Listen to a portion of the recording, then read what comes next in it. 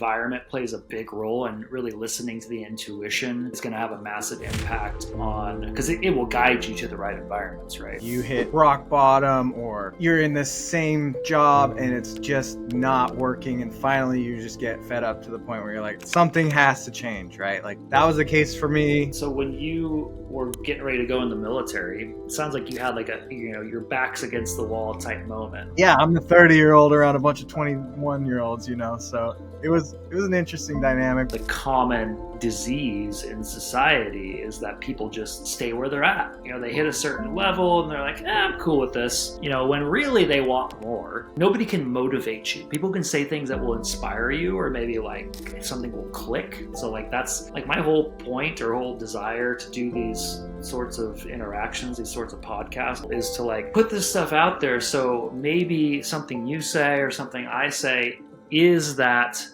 last piece that somebody needs before they're like, fuck, I have to do this. Hey, what's going on, guys? Welcome to the first guest episode of the Culmination Project. I can barely say my name of my podcast. Anyways, today's guest is my friend and business partner, Stutzman, and just wanted to chop it up with him. He's a really interesting guy. He's gone through many different stages of life, and I just want to give him the opportunity to sort of, tell about his history, what he's gone through, and where he's at now, and kind of some of the pivotal points and moments in his life, in your life, since you're here. I'm talking about you like you're not even here. Like it's an entry. But no, in your life, where you have had just kind of really big openings and realized these shifts, where your life's about to go to the next level. And you've recently, from our conversations prior, have had that happen. And I've seen it firsthand. So why don't you tell everybody just maybe a little bit about you and, who's Steven Stutzman? Yeah, man. We've gone through a lot in just a fairly short amount of time, you and me. But yeah, before we met, I had a few points in my life where there was like a fork in the road and I had to make a decision. And for the most part, things worked out. It's funny because now looking back, I understand. A big thing that I've learned fairly recently is that everything does always work out like it's supposed to, right? Like there's been plenty of moments in my life where things didn't quite work out like I had hoped.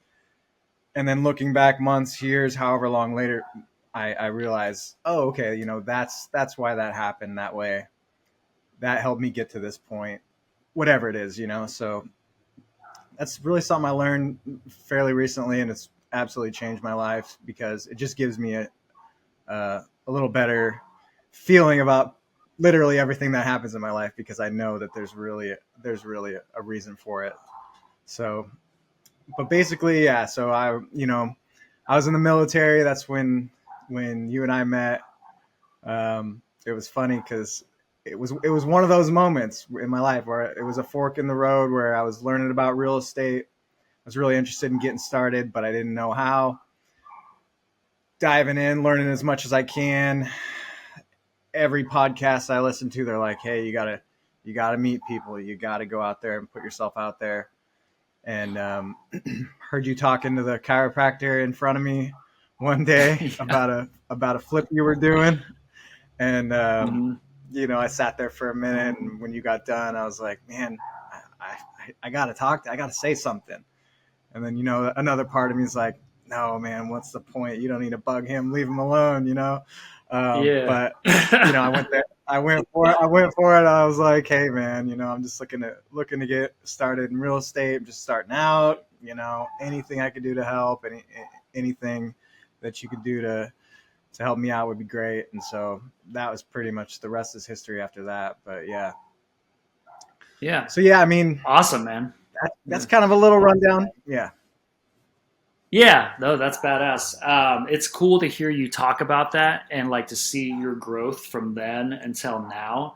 because I know that reaching out to me at the chiropractor's office, which is funny, the biggest like the best relationships I've always had, whether it's friendship, romantic, anything, like they've always come kind of out of the blue or like when I least expect it, when I'm not looking, right? And it's really cool to see you step out of your comfort zone because I know that in the past you've been like pretty introverted and you are still to a degree now, but you've like definitely opened up a lot out of the last like year or so. And it was really cool to hear you say another point was like when you're able to in the moment say, I know that maybe I don't know why this is happening, but I will know that it's all working for my good. So it's I always like to talk about that in like it's like seeing hindsight in the moment, right? It's like not knowing like exactly why this is happening, but knowing that it takes the edge off of the stress or the anxiety, just knowing that it's all working out, right? Yeah, that's a game changer. If you just know it deep down in your heart that like everything is working out exactly like it's supposed to work out, then you don't have that like there were so many times in my life where I was like, I don't know. Like I've always been indecisive in the past. Not anymore, man. Like I just go for it. If I feel it, I'm much more able to listen in on my intuition, and I just go for it. Like there's that feeling. It doesn't even have to really make sense. You don't want to think about it too much. You just like get that gut feeling and you're like, all right, I'm just going to go for it because deep down, you know that this is exactly what you're supposed to do. Whether or not it works out right now, this is exactly the choice that I'm making, that this is where I'm headed. This is my path. And man, you have a feeling like that and it changes everything, man. Yeah, the 100%. It's like learning to trust, like fully have a deep knowing. It's going from like belief to like knowing that hey, these intuitions that we have arise inside. They're the deeper wisdom there that our mind can't wrap its head around because it it has such a limited scope that you just have to you don't have to but you just move in those directions, especially if it's something that comes up consistently, like say you don't listen to the first tap, the first whisper, and then like it keeps coming up, and like the longer you don't listen the more painful it gets, right? So Yeah. could you I'd like to for maybe you have an example of that tapping into that knowing, into that listening, something that's happened recently that you could just kind of give us an example of. Yeah, I mean, yeah, you definitely make a good point there. And basically, what got me to this spot right now is that same idea. Like the fact that we moved out to Scottsdale about a year ago. We were gung ho. We're like, Yeah. like it made so much sense to me on paper. It was like this is what I absolutely have to do. And looking back now, there's all these reasons why it happened. But if you look at it from a big picture and you're like, okay, we moved out there. We were only out there for what, six months, and then we moved back. Yeah, something People like that. something like Like that. 8 months. Yeah. People look at that and be like, Yeah. oh, well, maybe it must not have worked out. Oh, they must have failed or whatever. If you really look at it, you're going, Right. well, Or that's that's the story we tell in our mind. yeah. And even I had that thought, like, okay, well, now I'm moving Yeah. back home, tail between the legs. But that wasn't the case at all. But like even deep down, there's that like that that kind of that idea that that's what's going on. But obviously, we know better. I know better. So it was that same thing where like it felt good at the time to move there. Everything was fine when we were out there. Things were okay, right? Like it wasn't it Yeah. wasn't life changing. There was nothing when I got there that really was like, oh Yeah. yeah, like at first it was cool, but that's a new environment. That's something different. But like over the whole time we were over there, it started to kind of be like, okay, maybe this isn't quite the right place for me at the time. And so obviously Right. we both moved. I moved back to Albany, where I'm originally from, which I've moved away multiple times and moved back multiple times. Um, I'm definitely in a Just keep coming small. back. Yeah, I do have family here. I have some young Yeah. Yeah. Right. nephews. Right. Right. But like in the past, I have come back, and there was that a little bit of like, okay, I couldn't make it out there in LA, or I couldn't make it out there in Vegas, so I had to come back here to the small little town of Albany, and that's definitely not the case this time. The plan was to come here for the summer, hang out with the family, and then move on, find a different place, but the second I got here, everything really just started to work out for me, and it's just another one of those moments where you just recognize how you're open, you're flexible, you're willing to, I'm willing to move on if it's not working out here, but I'm also willing to stay if opportunities start showing up for me. So that's where I'm at now. Things have just really, really, really started working out, and so I'm just leaning into it and just trusting that this is where I'm supposed to be right now. Who knows, 6 months, a year later, who knows where I'll be, but right now I feel good about where I'm at. Yeah. So it feels good. It feels aligned, and it sounds like, and we've talked about this before. So much of it, like how so much of it, pretty much all of it, maybe not every bit of it. Obviously, environment plays a big role, and really listening to the intuition is going to have a massive impact on, because it will guide you to the right environments, right? But like even being in Arizona, right? It's like it's not that the environment was bad, but like the way we were perceiving it, there was like a heaviness, at least for me. And you mentioned this a little bit. There was just this like didn't feel quite right, and then from what we've spoken about, like when we both moved back to our hometowns, and we did two different things, but there was something for me that like broke loose. That was like there was like a dropping of expectation. There was just this inner sort of heaviness, or like weight, like emotional and mental weight, that was finally allowed to just be let go of.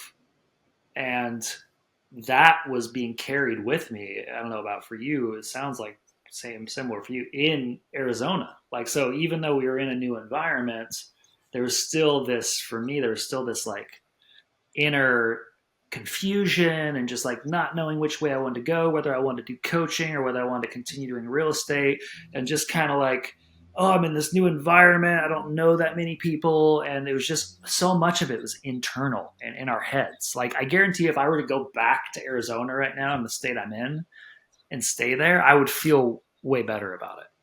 Yeah. Just because it's all coming from in here. Like, less of it's dictated from out. Yes, some of it, you know what I mean? But the outside landscape gets is dictated by your internal guidance system, by the people you gravitate towards, by the environment you gravitate towards. And when you're confused inside, you give the life mixed signals, and you put up with shit maybe you shouldn't put up with, from yourself and from others and from your environment, until you finally realize, okay, I need to just let go of all this and step into what aligns. And so when you came back, and similar with me, like, it sounds like you were just finally able to let go and be like, okay, I'm in a good position. I'm able to like actually relax and let things come to me, instead of trying to push and force and control so hard. Does that resonate with you? Oh, absolutely. Yeah. And it's funny. We did that flip in Scottsdale, and the whole time we're over there, Lost money. yeah, lost money, which was interesting because we've pretty much never lost money on a flip Not much, until which is now. good. Either way, Yeah. the point is that we needed that place to sell, and I remember while I was over there, like, I really wanted it to sell. I really wanted to get under contract and get that thing moved. But I understand how I got to just like relax and let it happen. I can't. There's nothing I can do to force it to make it happen. So I just gotta trust that it will happen when it happens. And what was it? Right. A day or two after we had moved away, like it went under contract. That's just like a good example of how the universe is like, I'm not working on your time, man. Like, this is this is nature. It's Yeah. going to happen when it happens. Like, you have to trust it. Nothing you can Right. do is going to force it to happen. So just allow it to happen, you know? And that's, you know, Right. that's something we learned in the We got a training. cash offer too. Yeah, exactly. Yeah, exactly. Yeah. But that's what we It learned. closed in like 3 weeks or some shit. Yeah, we learned that in Yeah. the training we took, Anyway, though. You know, is like it's what shout it. out upgrade, Yeah, upgrade shout out, training. upgrade. Absolutely changed everything for us. But yeah, Yeah. that's the projector screen, right? Like, inside, what are you projecting? Because basically, whatever is happening inside is what you're gonna see outside. So once you fully grasp that, then like Right. you literally get to choose how your life goes, and it changes everything. There's really just no other way to explain it other than like keep that positive outlook all the time, and things will work out. Your life will be much better than when you're constantly looking for the negative thing. And you know, like, I still notice it when I'm seeing random people I know. Like, the first thing when we start talking, they want to go and, oh, I got this going, this sucks, you know. I'm like, okay, that's cool. You know, what's going Yeah. on in your life that you're excited about? Tell me what's fun, what's good, what's going well for you. You know, please keep this light, keep it happy here. You know. 100%. Well, because that perpetuates it when people focus on the negative or the shadows, right? And so, Oh yeah. like, I had always thought it was some sort of abstract saying or cliche when people say, you know, the outside world is a reflection of your inner world. And the more deeply I get into reconstructing and designing my inner world and like catching myself really quick when I'm out of alignment, when I'm thinking negatively, or when I'm creating this projection on something outside, the more deeply I get into that, the more I do understand that, like, I'm literally drawing to me, not necessarily always like intuitive sense that I have inside. I attract more things that propel that like align with that, whether that's positive or negative.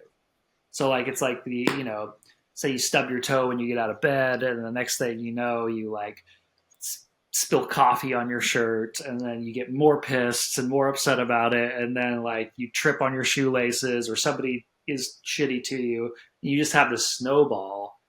When, or it could be the opposite way, when you're open and carefree, people are nice to you and smiling at you and saying hi, and everything just seems to work out perfectly, right? And it is a total, like, literal reflection of your inner state. It's like, because how could it not be? We're interfacing with this reality out here that is what we know within the perspective of our own consciousness, right? Well, yeah, and that that goes to show like how powerful it is to understand when something doesn't quite go as planned or as hoped. That doesn't mean that your whole day is ruined, right? Like, this is one thing. You stub your toe. Okay, today's still going to be an awesome day. I did stub my toe. That's unfortunate, but I don't have to go downstairs and be in a pissy mood and then spill coffee, and then there's a stain, and next thing you know, I'm pissed, I'm perturbed, and things Yeah. just, you know, you're forcing your day to go the way that you want it to go. And if you want it to go bad, it can very easily go bad, because that's all you're focusing on, and you're not allowing yourself, like like I was telling you before we started recording today, I almost canceled because I was just, I was in a little funky mood. But the more I understand how this stuff works, I'm like, okay, I'm in a mood. Maybe right this second I'm in a mood. 10 seconds from now, I can be in a completely different mood. There's no reason for me to be feeling sorry for myself or whatever that weird feeling that I'm getting. I can just move through it. Like, I can sit there with it for a minute. I don't want to force it away, but at the same time, I'm not going to allow it to take over my day or my mood or, the plans that I made. It's basically my mind isn't going to run my life. You know what I mean? Right. Like Right. I get to run my life with where I want my mind to go. Yeah, exactly. Well, and that's such a key point because the faster I've found that I can catch when my mind starts to go negative, catch it, like it'll try and hook me. It'll try and hook my emotions into like agreeing with it or going with the negative pattern. As soon as I catch myself doing that, as long as I'm able to go, you know what, that's actually not how I want to feel. That's not how I want to perceive this, and not even fight against it, but just let it move. I'm just like, okay, I'm feeling this way. It's whatever. I'm gonna go focus this way, not to run away from it, just to be like, this is just how I want to feel. And the faster we can do that before it gains momentum, like it's like just like a freight train, right? Like consider your mind like a freight train. Like it's much easier to stop it and slow it down when it's only going a couple miles per hour versus once it's going, if you let it get up to 50 or 60 or 70 miles an hour, it's going to take more, not even necessarily effort, but more awareness, more intention to get it to actually slow down and change pace. And what I've found is great to do when it does get moving super fast is to just like slowly channel it towards the direction that you want instead of jumping from like, oh, I'm feel angry or I feel upset to going to like, oh, I'm happy all of a sudden. It's like, okay, well, what's the next step towards happy between angry and happy? Okay, well, maybe I feel just slightly perturbed. Maybe I'm a little annoyed. Okay, I'm a little bit annoyed. That gets me out of anger. And then maybe instead of annoyed, well, can I go from annoyed to feeling like mostly neutral? Okay. So how do I get to neutral? And then you work your way across instead of jumping, trying to like force it in essence. But Well, yeah, and you can dissect it too. You can be like, well, what? Okay, I'm feeling in this weird mood. What's the reasoning here?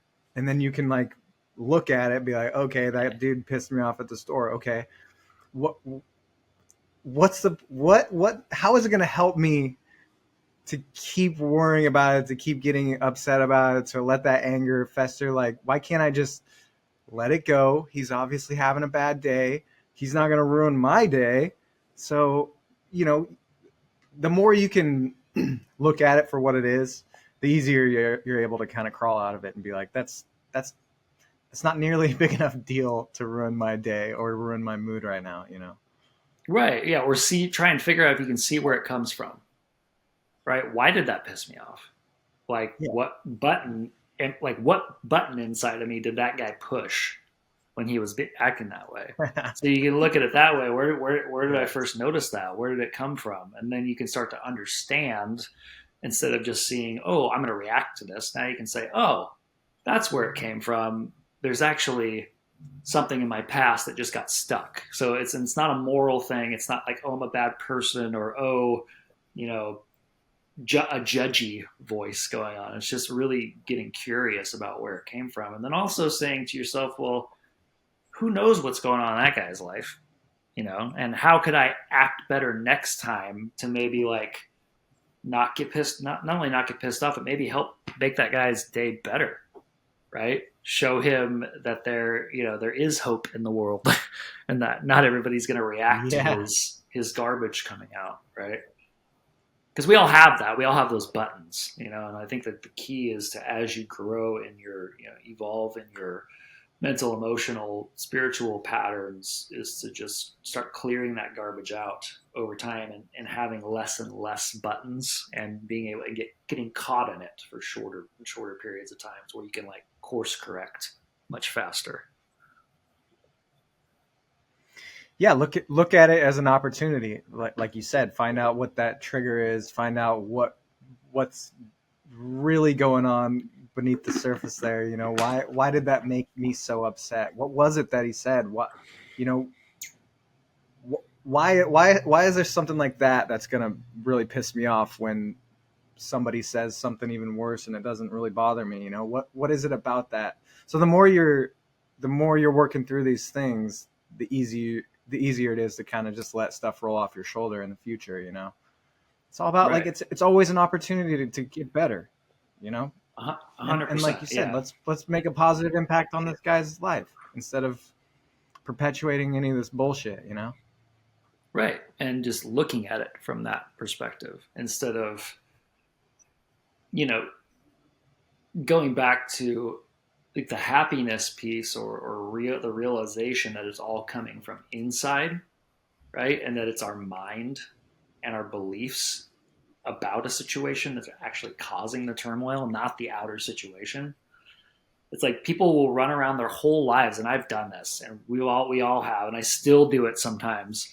Like, yes, manufacture, fashion your environment in the best way possible that aligns with you, but also like don't go around trying to find that inner peace in controlling the outside world, right? That'll never work. It's like there's a saying around this. It's like instead of trying to bubble wrap the entire world and make it like not scary and not any kind of harmful and like protect yourself, by putting this padding on the rest of the world. It's easier to just put on shoes and walk around.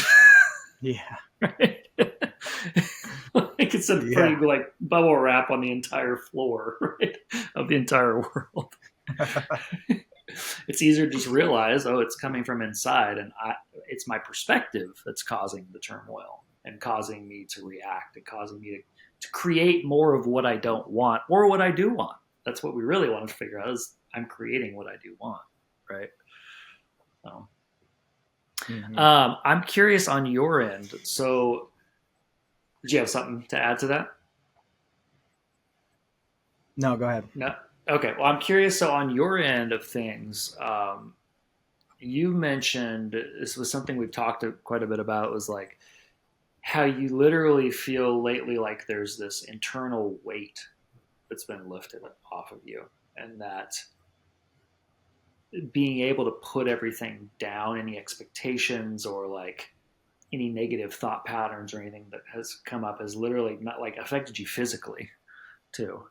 So you want to talk a little bit about kind of how that switch happened and kind of just like the texture or like what's your day-to-day experience is like now versus what it was like before that fog lifted. Yeah, for sure. I think a big part of it too is designing your life like you want it, right? Like I talk to people a lot and they're dreading waking up in the morning, right? They're having a hard time getting out of bed, and I get it. I've definitely been there, probably the majority of my life is when things aren't quite ideal, it's hard to roll out of bed, but like basically the idea is, like wherever you're at in life right now, you have like an ideal life that you want, right? I don't know what it is, career, relationship, whatever, right? And I think the idea is to kind of figure out what it is that you want and then start making those baby steps to get there. And I think that's a big part of why I feel that way right now. Like you were talking about, like there's just a weight that's lifted off. It's kind of like it's like a holistic feeling with literally every aspect of my life, whether it's, my career or my relationships or anything. It's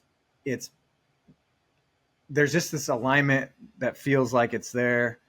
I credit it to really following my intuition, figuring out, I'd say probably a year or so ago, I was like, okay, what do I want my life to look like? What's a day-to-day schedule look like ideally for me? And, obviously it starts with being on your mission and purpose in life, like figuring out what's your mission? What are you here for? What do you put on the earth to do, And when you figure that out, What excites then you can start. Yeah, absolutely. Yeah. Because that's how you get excited to wake up in the morning. That's That's how you get to the point where you can't fall asleep because you're so excited for the next day to come. You know what I mean? And that's how life is Yeah. supposed to be. But so many people aren't living that way, and it's unfortunate. And I get it because I've definitely been there. But like at the same time, there has to be a point in your life where you're like, okay, look, this shit's not working. I need to change something. What, you know, where do I start? Where do I begin? And that's what I mean about like designing your life. I mean, the books I read, the stuff that, you know, I allow into my mind, it all helps me to stay like to make sure that I don't fall, because you know we have this programming that was installed at a very young age, and it wants to keep creeping in, and it doesn't want to allow you to get out of, because it's so comfortable. It's that comfort zone is such a huge thing, and you know I've been in that comfort zone for a long time until fairly recently, and once I got out of there, that's where the real change starts happening, and like things start going for you, because all of a sudden you're not in this little cocoon anymore, right? And so you got to go out there and like figure it out. And there's something about making it work when I don't want to say like the odds are against you, but at the same time, like, you know, you're in this comfort zone, you have a job that's comfortable, it's not your favorite, but like you keep getting up, you keep doing the same thing, you keep paying your bills, things are going just fine. I feel like this is what most people do in life. Same thing with like a relationship. Maybe it's not ideal, but I don't know if I'll be able to meet somebody else. I don't know if I could ever find someone better. But the more you start to love yourself, the more you start to know your worth, you know what you bring to the table, then like literally nothing can stop you. Like you can quit your job, you can get out of a relationship because you know you're going to find a better job. You know you're going to find a better person for you, you know? So the more you instill that in you, and it's like you can fucking feel it, everything changes. There's no more fear anymore. You just go for it because you always know, going back to what I started with, it's all going to work out. Like I know it's Yeah. going to work out. I have no fucking doubt. It's powerful. It's powerful Right. stuff. No, that's amazing. I mean, it's true. You learn to trust in that process. And I think so much of it though for people is because I think on one hand you're right, like in to say like the odds are stacked against you because the vast majority of people are living so far below their potential that we're living in a world that is constantly gravitationally sucking us into mediocrity and sucking us into just like the status quo, just being like, all right, I'm okay with this. You know, you mentioned comfortability, but it's actually like fucking really dissatisfying and actually uncomfortable, even though it's really this dissonance between like, okay, I'm comfortable here only because like over there is scary and unknown and I don't really know anybody that's doing what I actually want to do, right? And so you have to like number one, I think the number one prerequisite for this is just being fucking fed up and sick of where you're at. And most people just don't get to that point to enough that gives an adequate propulsion or like explosiveness to like get them out of like, hey, fuck this. Like, I'm not going to work this job anymore. I'm not going to do this anymore. And sometimes it starts slow with a curiosity, but eventually it has to be just like, I'm cutting cords, I'm cutting people out of my life, I'm cutting this job. And that takes some planning to do. But I mean, there has to be an adequate amount of like desire there that usually arises naturally of just like wanting to get out of just this confinement from what this is like the experience that I've had of just like I don't want to fucking work this job anymore. I don't want to be like these people. I don't want to be not that they're like bad people or anything. I just am tired of living under my greatness, essentially. And like that's the prerequisite to me. And like the secondary point is to me would be okay, what do I need to remove? And so I can open up space to replace it with things that are going to move me in the right direction.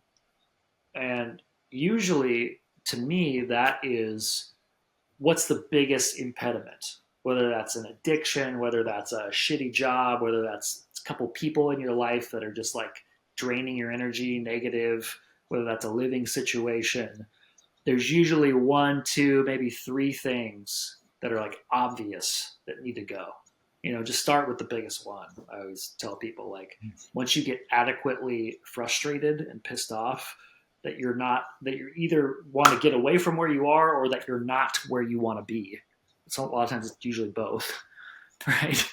Then look and sit down and just write this shit out. Writing is so important. I found, I'm sure you know too. It's like so important to start to design this stuff and then design a better environment. Even if that's going from like, okay, I'm living with roommates that are partying all the time and in an environment that's like generally negative or not uplifting, to, okay, I'm going to go move in with one person and rent a room from maybe an older person that has their shit together, that's like a more conducive environment where I can at least have some quiet and it's clean, and right. So like just slowly cascading yourself into a better, incrementally situation, because that's what we're always doing, right? It's like it's, yes, there are times where we hit this exponential growth, which is awesome, but usually it's these incremental moves that take us to the point where it's like, then, the straw that broke the camel's back, is then everything really opens up, kind of like where you and I are at right now. But it took time to get there, right? That's just usually how it goes. So yeah, and no, you make a really good point. Is like, in the beginning, I feel like that's the case, right? Like you hit rock bottom, or you're in the same whatever it is job and it's just not working, and finally you just get fed up to the point where you're like, something has to change, right? Like that was the case for me way back in the day when I decided to join the military. It was like, okay, I'm running out of options here. I don't know what to do. Now I need to do something big. And you take a leap like that and everything works out for the most part, and you go, okay, and that's more proof. So then as your life goes on and things are okay, they're pretty good, but I know they could be way better. I know that they can be way better. And so you, there's the levels. more you like prove yeah, there's love, absolutely. Yeah. There's, and the more you prove to yourself that, okay, when I take a risk, when I go for it, usually it works out. Yeah, sure, sometimes things don't work out in the moment, but like they always do, again, eventually you'll see why. But no, that's a great point. And I think the more you do it, the more you understand how the process works, the easier it gets. Because like I touched on not too long ago, like I am confident that I'll be able to make money no matter what. I'm confident that I'm going to meet a girl that absolutely knocks my socks off, because I just know it's going to happen, because I'm not going to settle.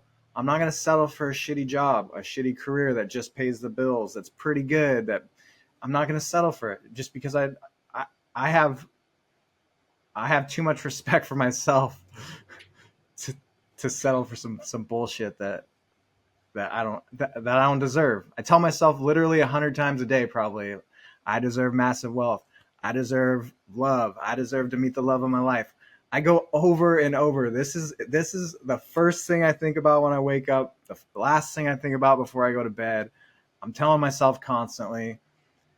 And like, man, the more you tell yourself that, the more you actually start to believe it. And then it's your identity, Yeah. and then everything changes, Right. It's like it becomes like a knowing, to where it's like, I know. It's like I won't accept anything less. It's unacceptable for me to not reach these potentials, right? I'd like to hear a little bit about, like, so when you were getting ready to go in the military, it sounds like you had like your back's against the wall type moment where you're just like, I am fed up, right? I'm done with this whatever bullshit it was. Like, what was that pivotal moment for you? Because I always like to hear about how, like, there's usually a moment or a day or like a short time period where you're like, fuck this. Right. Oh yeah, And so, yeah, yeah. what No, was that like for you? I've never actually heard you talk about that. Like, I don't think in all the time we've known each other. there was definitely a fuck this moment. Basically, I was in service industry for like all my 20s. Got to a point where I was like, man, I gotta do something else. Like, don't get me wrong, I love bartending, but this shit ain't gonna this ain't gonna cut it. And that's another thing. Like, even though I wasn't anywhere near where I'm at, like mentally, but like there was deep down, I knew I was like, this isn't. I know I know I deserve better, right? Like, I didn't know it, but deep This ain't down it. there was something. Yeah, something was telling me, and so I got a job. I got a good job at a sawmill warehouser. It was, again, on paper, this job is great, right? And I just remember just hating my life, and I'm looking around at these crusty old men. I'm just like, fuck, man, that's me in 20 years. If I Who want also to, hate their lives. Yeah. 100%, I guarantee it.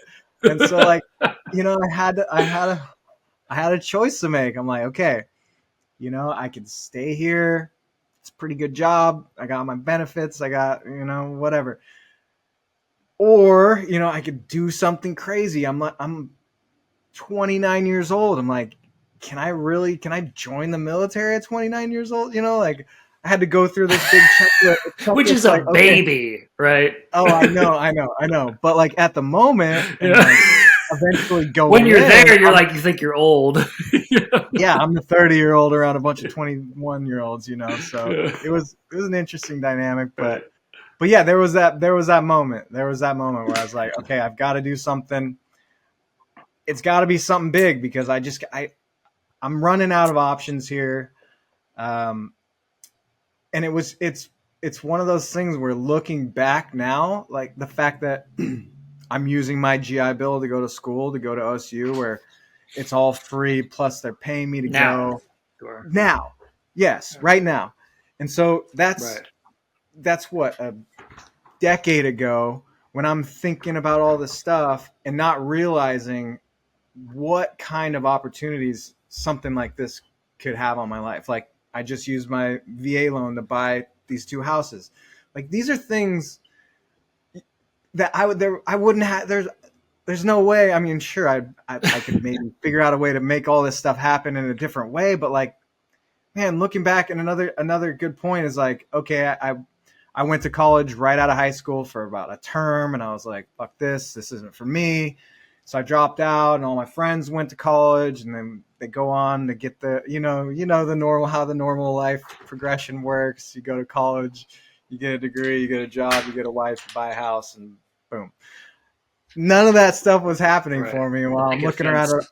at, yeah, looking around at everybody, and things are happening for them. And so there were a lot of times in my 20s where I was like, man, I'm just not, I don't know what, there, I had a hard time thinking that, like, I should be doing this, I should be doing that, and not really just understanding that, literally everybody's life is completely different. Everybody's journey is different. There's gonna be different opportunities at different times in your life. And like, looking back now, I'm so thankful that I didn't push myself and go through college and be miserable and spend a bunch of money and have all these student loans, just to turn around and realize, oh wow, like, now I have all these opportunities where I can go to school for free. And like, it's just a really, really great example of understanding that life is different. Life is different for everybody. There's no wrong or right way, within reason, obviously. You want to do things ecological. You want to be a good person, but at the same time, like, you can go about your life and you can design it in any way.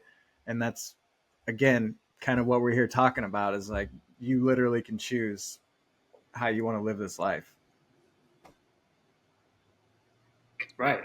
Well, and like what you're saying about the GI Bill and stuff that you're using now, that was a product of listening to your intuition of saying, this ain't it for me. I'm not going to stay at this mill. I'm not going to settle for this. I got to make a big move. and change your whole life. I mean, it literally changed the trajectory of your whole life. And then again, another pivotal moment was, when you reached out to me at the chiropractor's office. Like we wouldn't be having this conversation had you not listened to that little nudge inside, being like, "Hey, go talk to this guy," Yeah. right? And and then it's bizarre to think about, like those little decisions literally change like the course of your entire life, right? Yeah. Um, No, it's Granted, you probably would have gotten into real estate some other way, but it's like that was the start of, just focusing on something you knew you wanted to change and knew you wanted to move in the direction of. So, well, yeah, not to mention like just the fact like all of the cool things that have come from, our relationship, the like the whole me leaving the military, that was big. I credit you big time for like challenging me and being, because I remember we had the conversation a lot. I'm like, okay, my re-enlistment's coming up. I'm really thinking this might be smart for me to just keep it going. It's a very safe job. I'm not gonna get fired. The play it military, they don't safe. fire. Yeah, play it safe. But I remember you challenging me and being like, okay, well, what does it look like if you do leave? What opportunities could come up? And so just having somebody there that can challenge you a little bit and keep you on your toes, make sure you're actually doing what you want to be doing. Because if you're just all alone thinking in your own thoughts, I feel like a lot of times you're going to play it safe. It's nice to have somebody else's perspective and to have them kind of get you thinking a little bit outside the box. And that's definitely what happened at one point is, the more we talked it through, the more I'm like, I can go out there and make money a number of ways. Like, why do I have to have the Right. government thumb on me, like you said? You know what I mean? Yeah. Seriously, getting that government cheese. Yeah. uh, yeah. What's funny though, man, is like, well, not necessarily funny, but it's just like that's I think that's the common disease in society is that people just stay where they're at. They hit a certain level and they're like, I'm cool with this. When really they want more, right? They actually, not that you should never like be comfortable with where you're at, but like just not staying there too long. Because eventually your soul, like your being, wants to expand. It wants more. And like if we get stuck in this mindset of scarcity and like fear of, well, what if it doesn't work out? Right. So that's why, like, I always remember challenging you, just being like, not only, like, okay, what if it does work out? Number one. Number two, like, what's the worst case scenario? Okay, worst case scenario, you leave, shit that doesn't work out, or you go back to the mill, you re-enlist in a year or two. Like if that's what you really want to do, which almost never happens. Like people almost never go back. They may like go back to the same town, kind of like we did, or they may go back temporarily to something, or like coming full circle right now, you're bartending right now 2 days a week, but by choice. Like you don't have to be there, right? Yeah. You have enough financial stability, and like you're going back to school by choice because you have the GI Bill. You bought the houses because you had the opportunity, right? And you set the stage for that though by like putting in the work and trusting yourself and stepping out of your comfort zone to where now your life's pretty much like, just cruising.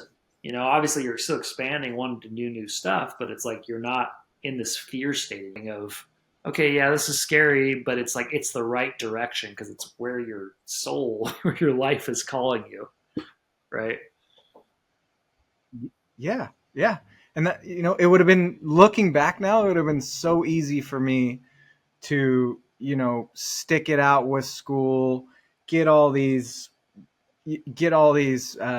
loans, maybe not go into any real careers. I see it a lot. People, they get a bullshit degree and then they're still bartending or whatever, and that could have, that could very easily have been my path. But to look at it like from a different view and be like, okay, like I remember thinking at one point, I was like, I really do enjoy bartending, and obviously I still do. I'm doing it right now, but like I realized that this can't be like my one thing, right? Like this is going to Right. be a great. I remember thinking to myself, I was like, this is going to be a great skill for me to have one day later in life, but it can't be my only skill. I Right. have to go gain other skills, right? So I Mhm. mean, it's really cool looking back on everything now.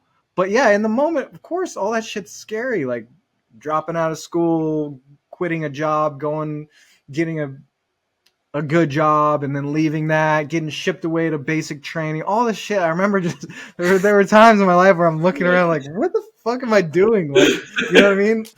But but there's something like deep inside of me like telling me go you're good, keep going, like this is the path, you know. And so you just gotta listen in on that shit. And I know it's hard, and I get it. It gets harder and harder when if there's other things going on, you know, you have people relying on you, so it's not quite as easy for you to just give up everything and go start a new career. I understand that. The point though is that, you know, if you want something bad enough, you can make it work. And I'm a perfect example of that, and I've seen other people doing the same thing. So go for Right. it, you know, get out of that comfort zone, go for it. Exactly. Well, and again, coming back to the point of like, just you have to be at a state within yourself where you're just like, it doesn't always have to be frustration or dissatisfaction, but it's, eventually it can be a towards motivation where it's like I'm just driven because I want to do this thing. But usually in the beginning, especially, for people out there who aren't like us, who aren't single and don't have families, or who have families and stuff, it's like you can still do what you want to do. It's just you have to get to the point where you're ready to make that choice, and you have to be like, okay, like I don't care if I have to, you know, get off work and spend 2 hours a night working on this other thing to get the hell out of this 8-10 hour job a day that I don't like to support my family, right? It's like nobody can motivate you. People can say things that will inspire you, or maybe like something will click. So like that's like my whole point or whole desire to do these sorts of interactions, these sorts of podcasts, other than to just have chats with, I think, with interesting people, is to like put this stuff out there. So maybe something you say or something I say is that last piece that somebody needs before they're like, fuck, I have to do this. Right. Like they've been building Yeah. up to it, building up to it. Maybe they weren't ready for it though. Then they just hear something. They're like, they're right. you know? And I think it does get like something clicks. Like it no longer, we talked about this the other day, it goes from conceptual to like experiential, to where it's like in your body, you're like, oh, I get it now. I need to trust myself. I need to trust that inner calling. Because like the longer I don't listen, it's going to keep coming back, and it's going to get harder and harder. I'm going to keep digging myself a deeper hole, which will be harder to get out of. So earlier you mentioned like because sometimes it is hard, like in the beginning can be hard to listen to that because we're so used to listening to outside voices or listening to our mind, or here's the way you're supposed to do everything, right, the mechanical way. But the more you Yeah. start to listen to that inner calling and step into it, yeah.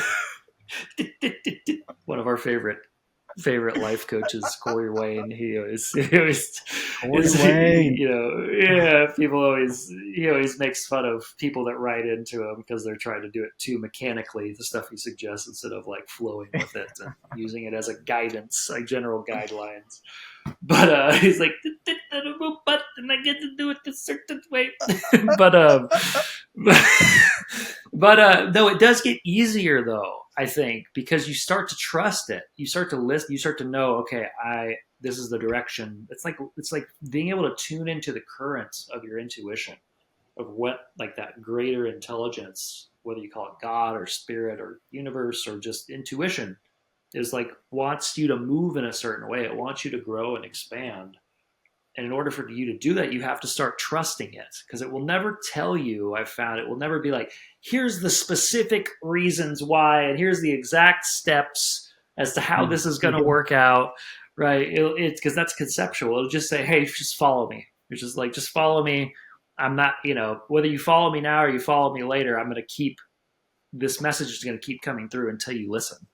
So you can either listen now and it's easy, or you can wait till it's a heavy battering over the head with a club, and your whole, something big breaks in your life, and you listen anyways. So you're going to listen eventually.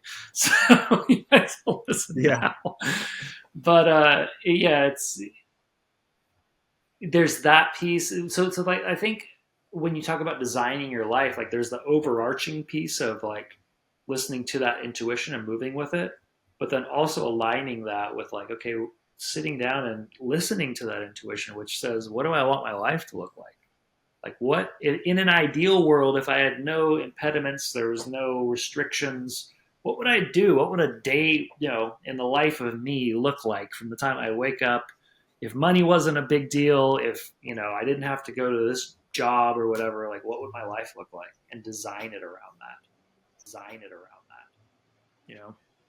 Yeah, absolutely. And you bring up a good point too. It's I look at it a lot like, an alcohol addiction or something along those lines, right? Where I can't force somebody to stop drinking alcohol, right? I can't force somebody to want to be fed up with what's going on in their life and want to change. Like, it's all like, you have to get to the point where you 100% want to make a change. And once that happens, then I want to say it's easy, because you've made the decision. You're like, that's it. I can't work this job anymore. This is what I love.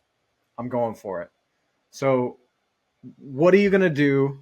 Whether it's staying up late after work, studying to get your degree, right? It might be difficult to get you to that point, but once you've made that decision, that's the hardest. That's literally the only thing holding anybody back from anything, is not making that decision and going for it 100%. Right. 100, yeah, for sure. Well, and they're like, that just speaks to a level of readiness that somebody has to have. Like, you can get the best coach in the world in a certain subject, but unless you're like ready and willing to do what it takes to go in that direction, they can't help you. Yes, you can be guided, and there's shortcuts, there's ways to make it expedite the process.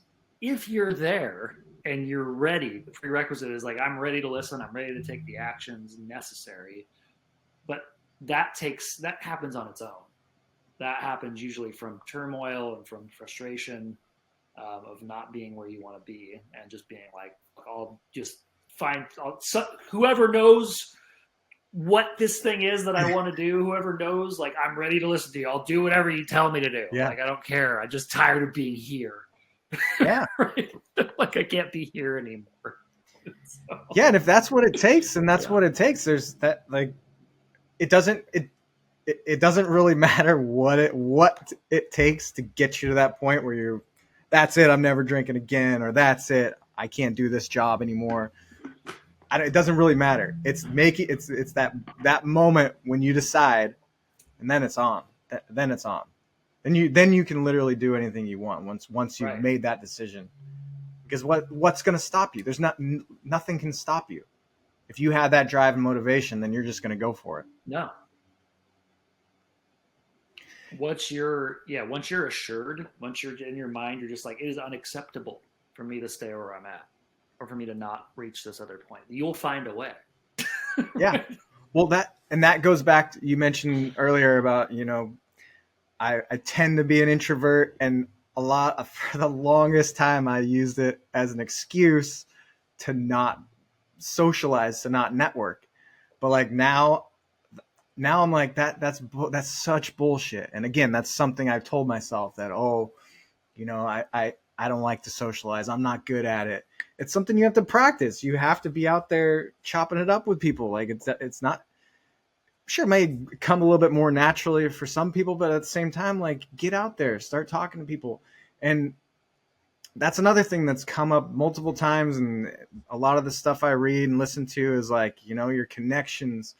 And I remember every time I hear that, I'm always just like, it's bullshit, like, I'll do fine on my own. I got this, But like the more I start meeting people and things are just happening for me, and it's all because I'm like putting myself out there. I'm meeting people. I'm being out, and like you're not gonna meet the love of your life sitting on your ass on your couch. Like, it's just not gonna happen. You got to be out there, And again, like you're the more fulfilled you are in your life, the better vibe you're giving off. So that's, again, you're not gonna meet the love of your life if you're walking around pouting everywhere and in the shitty mood because your fucking job sucks and you hate your life.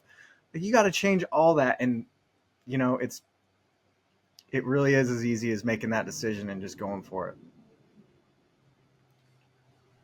Right. Well, and like just like you won't meet the person. You'll meet the person that matches where you're at. Yeah.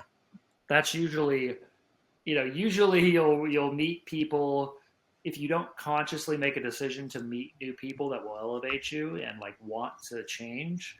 You'll meet people that like keep you where you're at. Yeah. Right. Because you'll attract whatever it is that you are. Like, you attract what you are.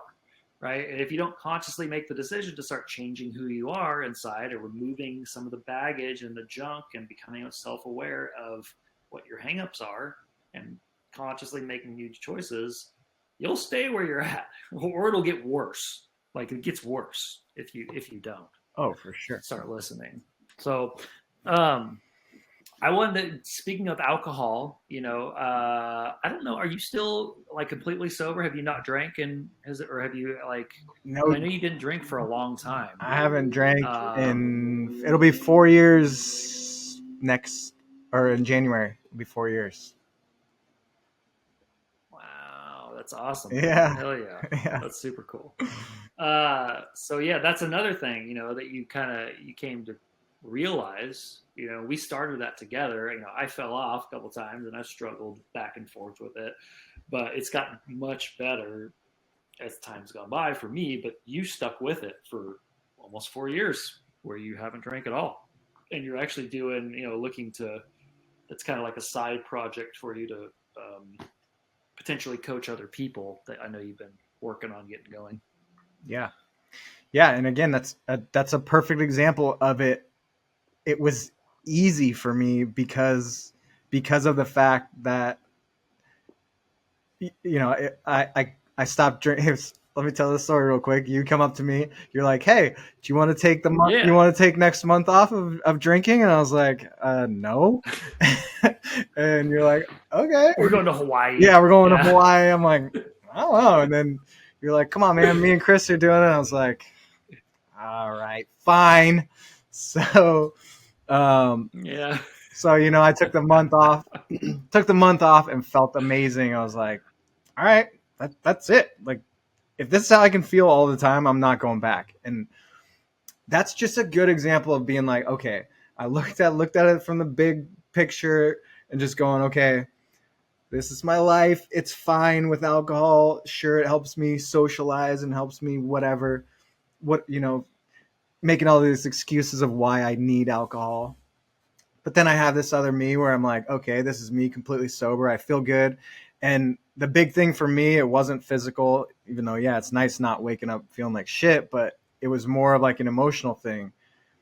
My emotions were kind of all over the place when I was drinking regularly, and it would just fluctuate constantly throughout the week, even, days after I had drank. And so once I quit, it was nice because everything kind of really evened out, and it was a lot easier to manage my mood and my emotions. And of course, this is something that I'm literally I work on every day, by meditating, by journaling, by, like I was saying earlier, like telling myself that I deserve everything, like these are things that you start doing, you make it a routine, you make it a habit, and next thing you know, like it becomes your reality. And again, it's just a perfect example of something that a lot of people really struggle with. But if you're able to just look at it from a different perspective and be like, okay, what am I gaining by not drinking, instead of like, what am I missing out on? Oh, I don't get to go out and have a shot with my friends. Sucks. But what am I gaining? Like, think about the list goes on. Like, I can't even list enough things that I've gained from quitting drinking. So it's just look at it that way and things just get way easier. Yeah, it's not even comparable. I've made the list before, Yeah. and there's like one or two Yeah. things that are like the I positives, know. like that aren't even really that positive. They're more just like helping other people not feel discomfort when they're drinking around you because they Yeah. feel bad about themselves. Like, why aren't you drinking? Why are you? What's wrong with you? Yeah. You know, like it's the only drug you have to explain to people why you're not using it. Yeah. And it's just because they deep down know that, hey, actually, why do I have to use this to feel comfortable? Why do I have to use this to open up? Right. And so get to be an example of that for them. But yeah, the list is endless as far as alcohol goes. Yeah, that was something. You know my story about drugs and alcohol. And, Oh yeah, for sure. That was something I wanted to touch on earlier. I forgot. But basically, you doing these things, when you start to change your life, when things start to work out, you're giving people permission to go for it as well, right? You give them the example. You're like, look, this is how easy it is to quit drinking, and so they get to look at you and be like, okay, it's almost like they have permission to quit drinking or to go for what they want or to design their life, you know. So, you know, of course, you're doing all these things for yourself to make yourself better, but you look around and everybody around you wants to get better as well, and I think that's pretty powerful. yeah, no, I mean, you're literally changing the world around you and other people around you just by making that choice, not even by what you say. It's literally through your actions. Through just like, no, I found like when I don't drink, other people that may have had 3 or 4 drinks if I was drinking might have one, Yeah, right? They might have one drink instead, because not just because I'm influencing them just by them being in my presence of like, oh, it's okay to not do this, right? Not even saying that, just being it, right? And that's always to me been by far the biggest, had the biggest impact on me with other people too. It's just like not the things they say. Yeah, sometimes something somebody says is very impactful, but just like how they are in their daily lives, like whether they eat healthy, they work out, the way they treat other people, like the fact that they show up consistently at what it is they do, their job or their passion or whatever it is, whatever they're here for. Um, those things have had the biggest impact on me.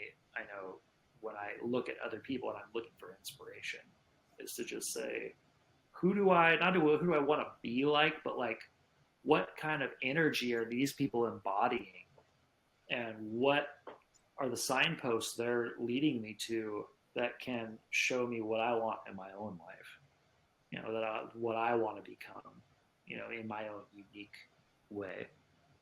So yeah, you can feel it. You can feel it when you're around somebody who's unapologetically themselves and they're just going for what they want and they're just like, hey, this is me, I'm just doing it. Like, you can feel that shit. I've felt it. I've been around people, I'm like, what is going on with what is up here, you know? And yeah, that's what it is. That's just it's this that person. yeah, what's going on with this person? But that's the vibe. Like, you're giving off that vibe because Yeah, you don't give a fuck, you know? This is me. And that kind of goes back to like right. another discovery about like really just not caring about what people think and doing your thing. Just do your thing. Like, it doesn't matter. It's this world, this Yeah. life is Well, and it's it's does not matter at all what anybody thinks about anything that you do. You know what I mean? And what's that really settles in right. things get a little easier to go for it. Just fucking go for it, because why not? I don't care. Right.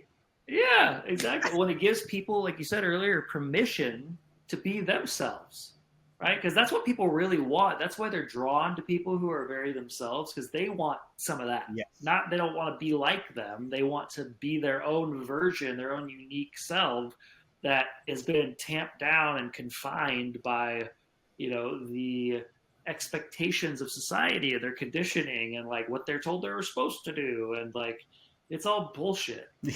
And all of that conditioning and programming, it's nonsense. All the most successful people, all the people who change the world, who change not even necessarily the world, just like have an impact on the individuals around them and their sphere of influence. Those are the people who have tapped into that like inner knowingness and that just not giving a fuck. Like, yes, they care about people and they're going to treat people with respect, but just they don't care what other people think about them, because ultimately what I found is that anything that I think other people are thinking about me is what I'm thinking about me. It's my opinion of myself. Yeah. It's like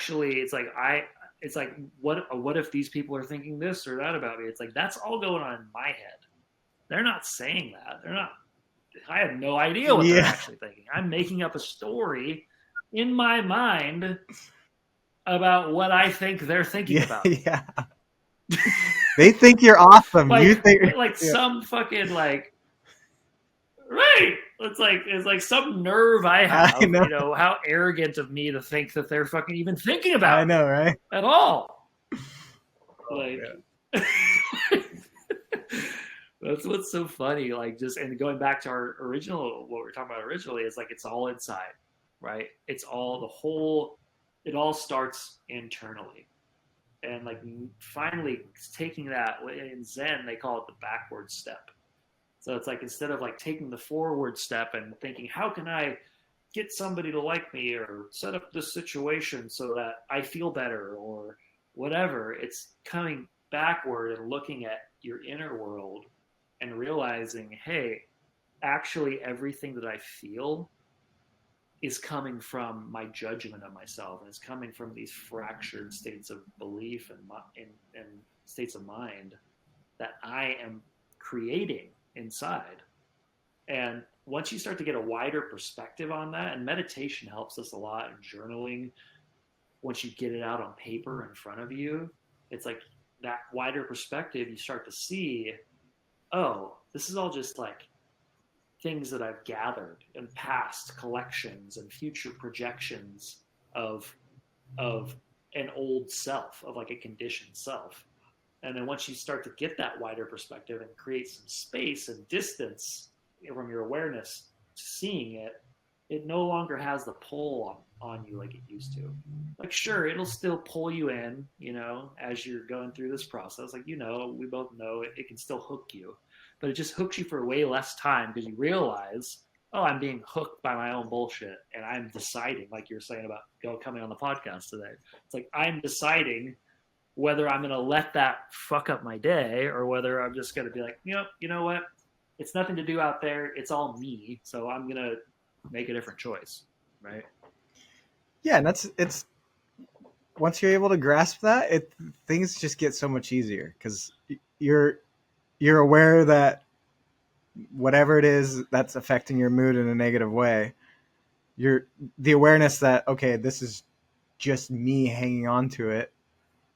Once you actually, it's like, once you finally realize something, then, oh, okay, now I know how to change it or fix it or work through it or just allow it to happen naturally instead of forcing it or pushing it away, and that kind of goes back to just being who we are now, is that authenticity. It's like that's what people recognize. That's what people like, is when they meet someone who's authentic.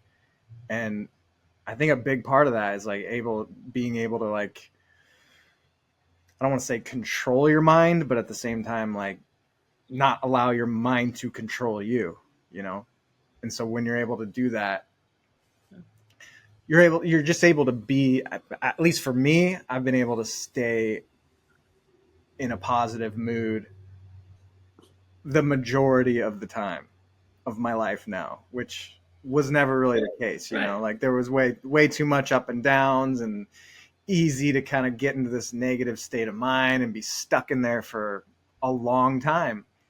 But now when I recognize what's happening, it's really a lot easier to just work through it, allow it to pass, and just get back on with my life. Like nothing has changed. I have to tell myself that a lot. Like I'll be perfectly fine. Everything's great. I'm going through my day, and then who knows what it's. A lot of the times it's literally nothing, and I'm like all of a sudden I don't want to text anybody. I don't want to call anybody. You know what I mean? And then I'm like, wait a minute, what changed in the last hour to get me to this weird little mood I'm in? What changed? Literally nothing has changed. This is me creating this shitty mood for no reason. So like, okay, if you want to be in it, let's be in it for a minute. Like, let's just hang out here, but let's move on, right? Let's not stay here all day. Right. Well, and it's that in that noticing, right? Like that noticing is what starts to poke holes in you being hooked into it, in like the realness of that. Yeah.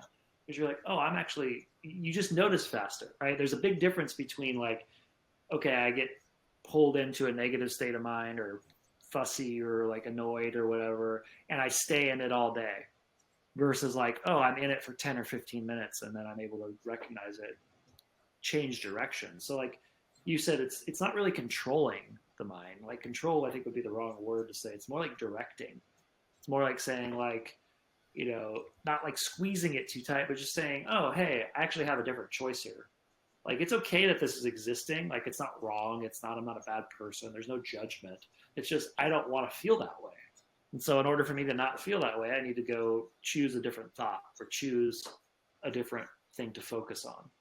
Right. So then that's in that way you're able to let it move on its own. You're able to let it go without trying to let it go, because you're just taking your focus off of it, and it just naturally moves out of your system. Yeah, and if you right, so it's more just like a direction shift than it is like a control. If you try and let it go, then that's usually not the solution at all, because then you're trying. It's more control. Yeah. That's control. Yeah.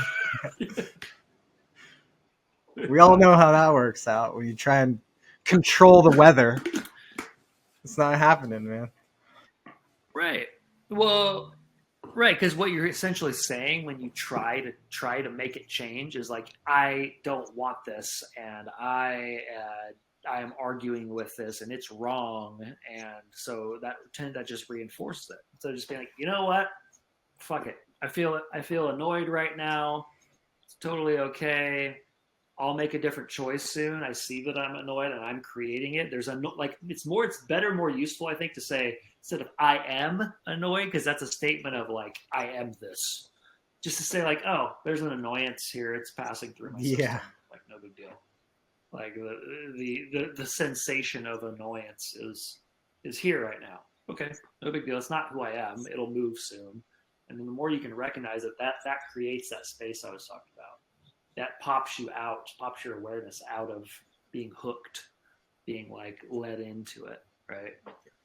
Because that's the game, those negative emotions and mental games try to play. They try to just hook you.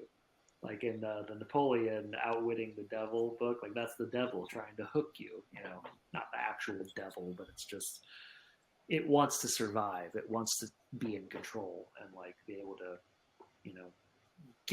garner your attention. So,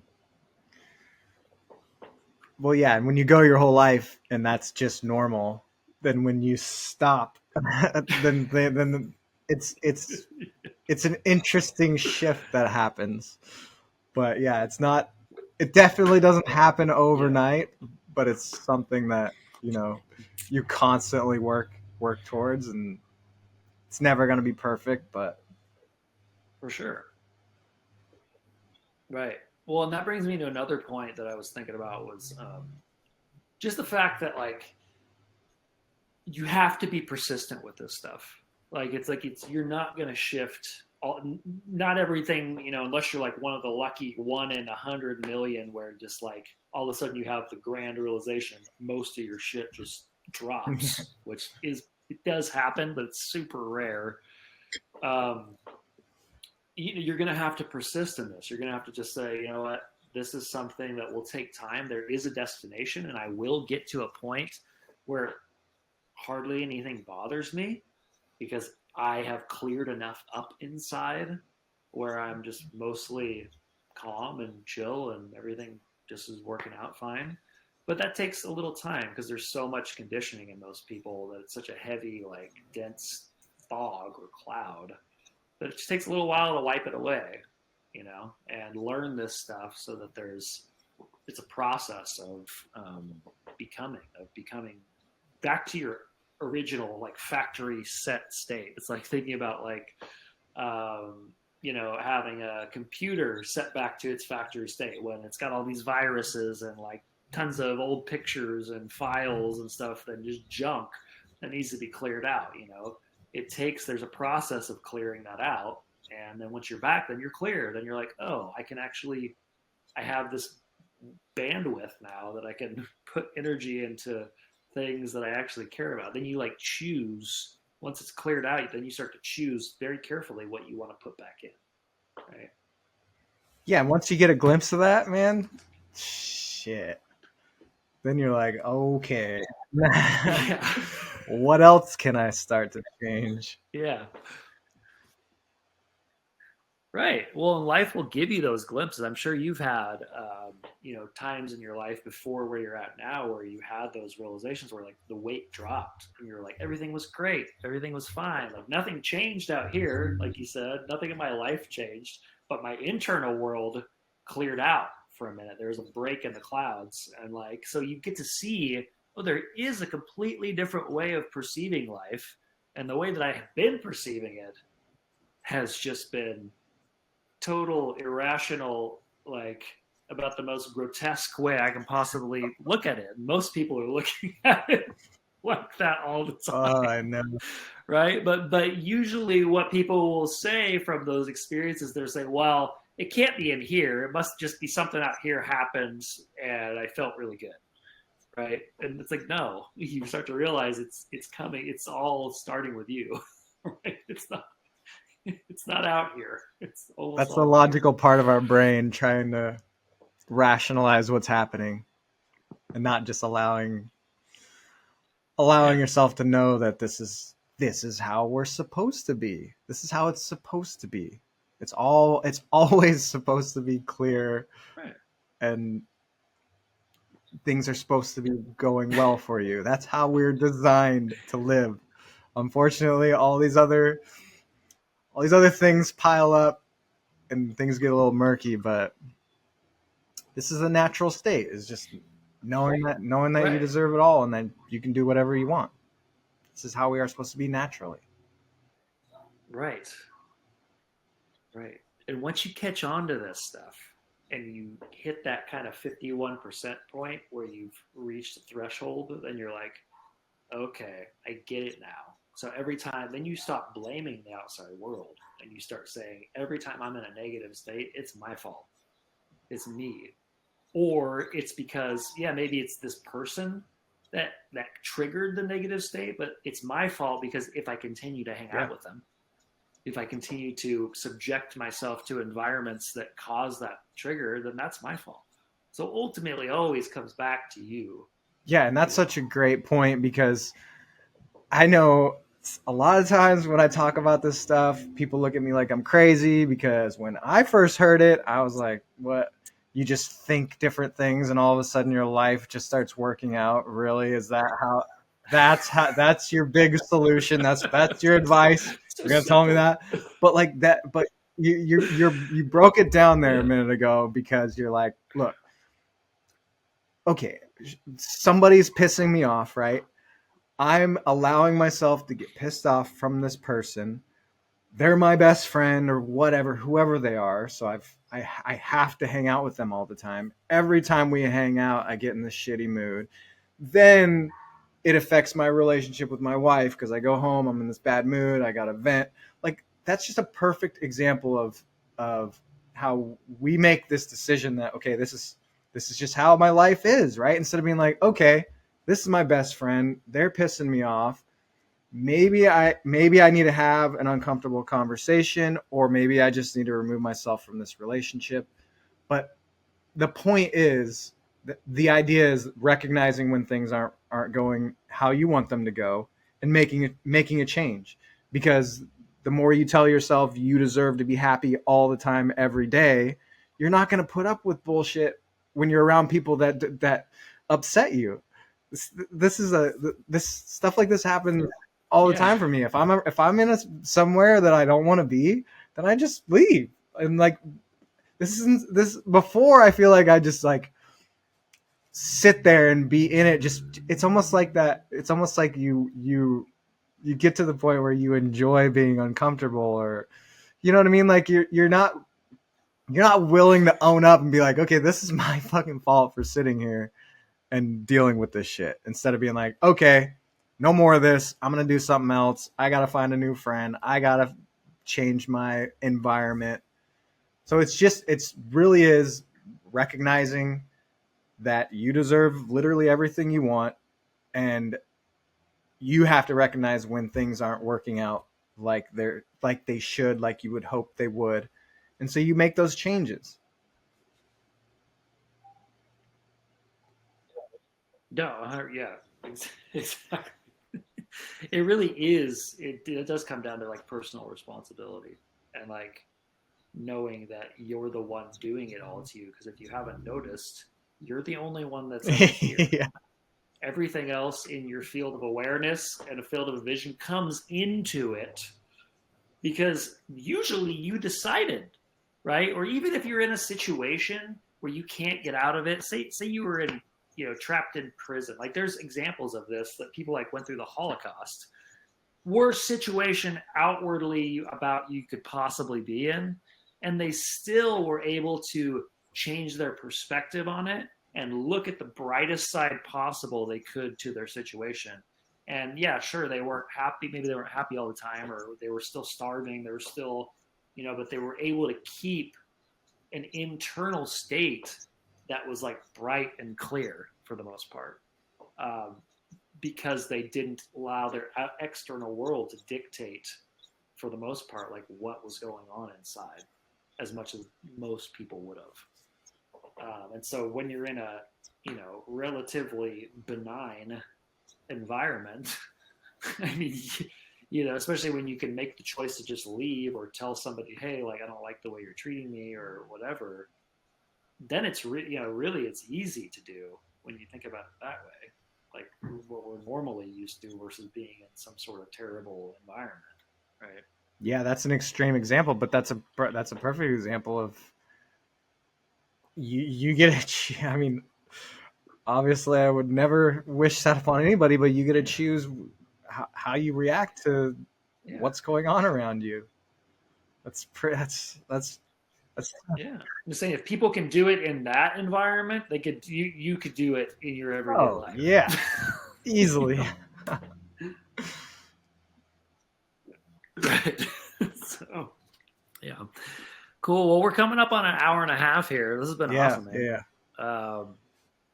I like how it flowed really well. It's this is our first one we've actually done. I know we did a trial one earlier before, but this is good. This has been great. Yeah, I had a good time. This is nice. Just like letting it flow and letting the true feelings come out.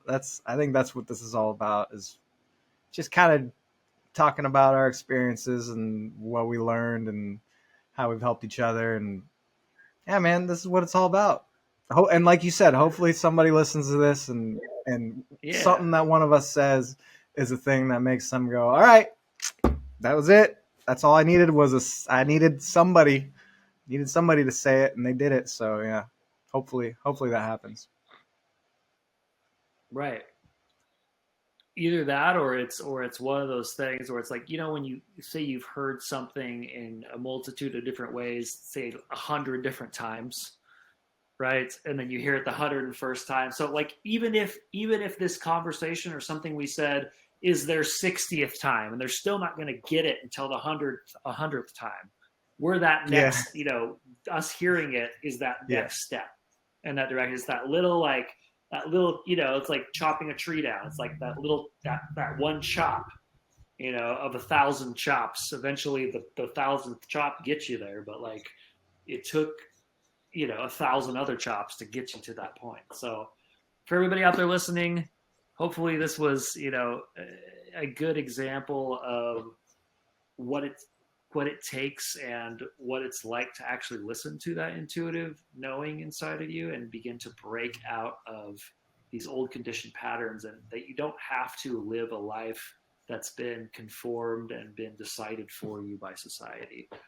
We're living proof of that.